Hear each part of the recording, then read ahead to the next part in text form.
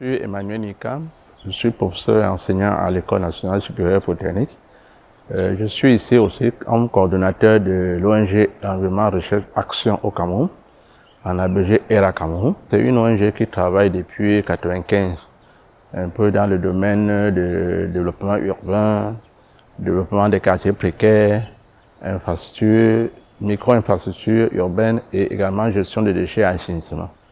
Donc c'est notre structure qui a implémenté le projet sur la résilience, c'est-à-dire que notamment l'indice de capacité.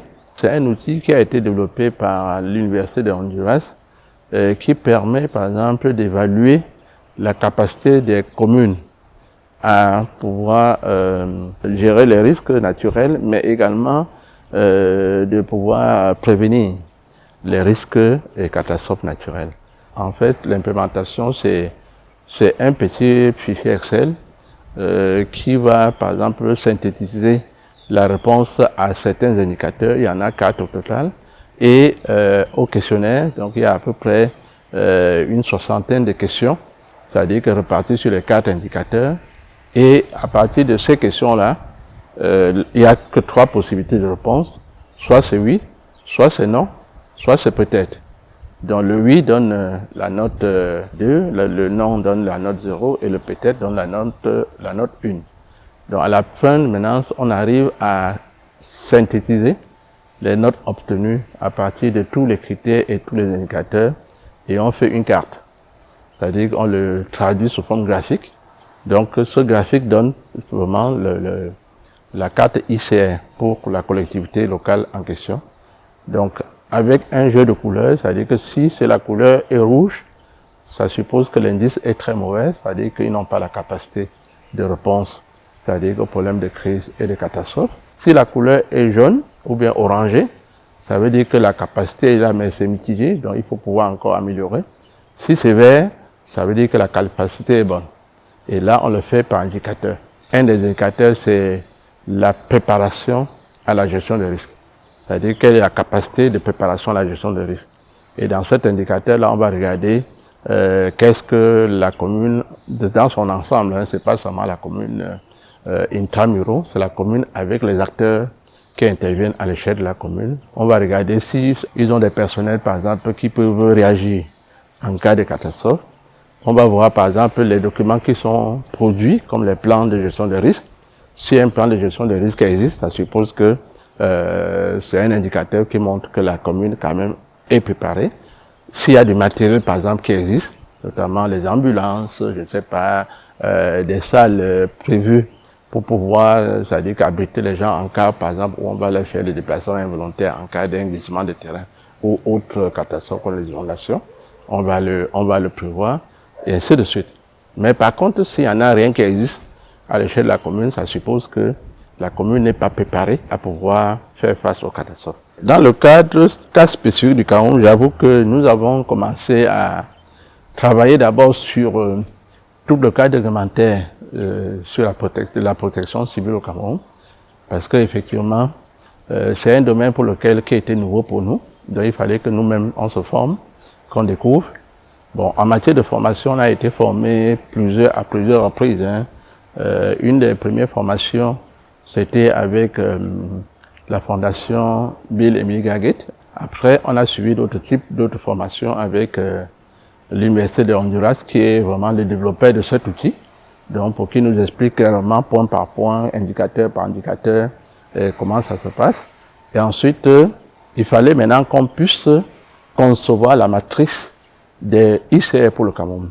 Avant de concevoir cette matrice pour le Cameroun, il fallait qu'on se plonge dans les écrits, c'est-à-dire que notamment tous les rapports produits par le ministère de l'administration territoriale qui gère les problèmes de catastrophes au Cameroun, c'est-à-dire que la réglementation, notamment la loi de 86 sur la protection civile, les autres lois qui ont accompagné et les écrits qui ont accompagné, tous les rapports qui ont été produits, c'est-à-dire que le rapport de gestion des catastrophes qui ont été produits par le ministère, on les a tous épluchés. Ensuite, pour pouvoir regarder, par exemple, en termes de risques, quels sont, par exemple, les risques naturels qui sont fréquents au Cameroun. C'est-à-dire que les problèmes d'inondation, par exemple, on sait que c'est très fréquent. Il y a également les risques de glissement de terrain qui sont fréquents. Il y a les risques, par exemple, comme les risques en termes de séisme. Bon, c'est fréquent dans certaines régions. Donc, il fallait qu'on regarde, par exemple, dans les 3 villes qui étaient concernées, c'était un peu moins fréquent. Donc, en fait, il fallait qu'on classe tous ces risques-là et qu'on les identifie et qu'on les documente. Il y a également les risques anthropiques, par exemple, les risques d'accident. Il y a les risques incendie. Donc, il fallait regarder tous ces risques-là et on les documente. Une fois qu'on a documenté tous ces risques et catastrophes, que ce soit naturel ou bien anthropique, on a maintenant conçu la matrice.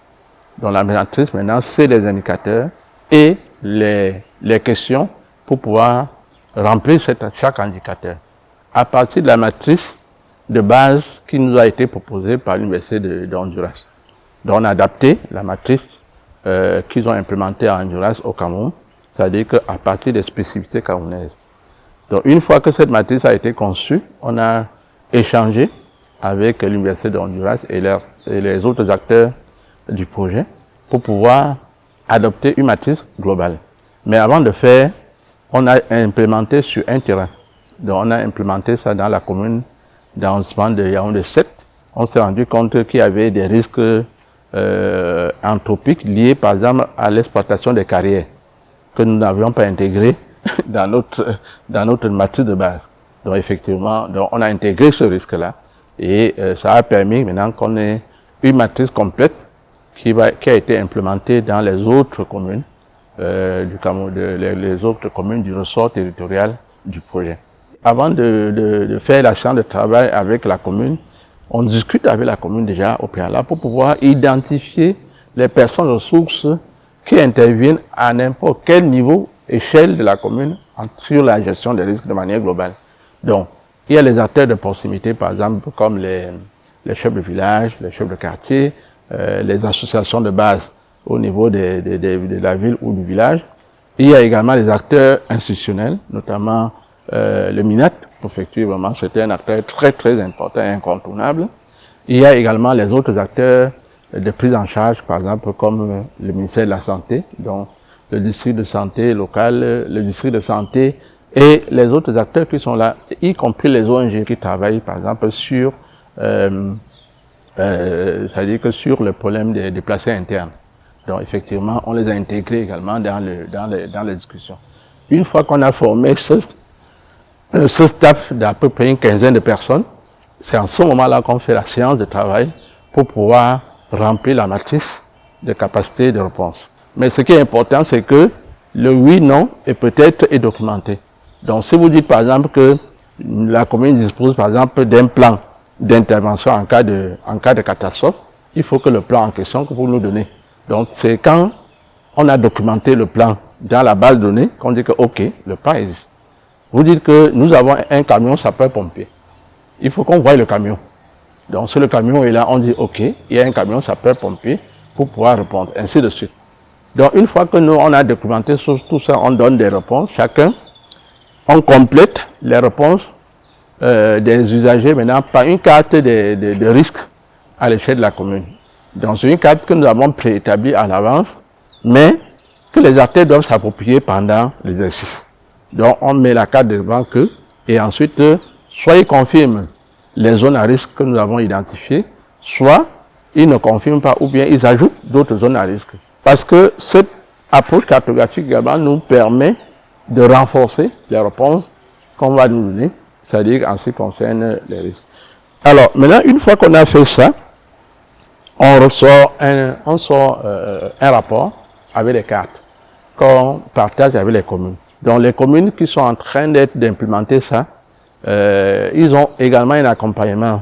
Sur Yaoundé, il y a pas mal de choses, par exemple en termes de risques d'inondation, qu'on commence à mettre en œuvre, notamment, je ne sais pas, les signalements, c'est-à-dire pour pouvoir enregistrer c'est-à-dire que les pivomètres, par exemple, qu'on met en place sur les bassins versants, pour enregistrer les hauteurs de pluie, ainsi de suite. Mais je ne peux pas dire que c'est déjà parfait, mais la prise de conscience est là, parce qu'en réalité, l'outil en lui-même, c'est un outil de sensibilisation.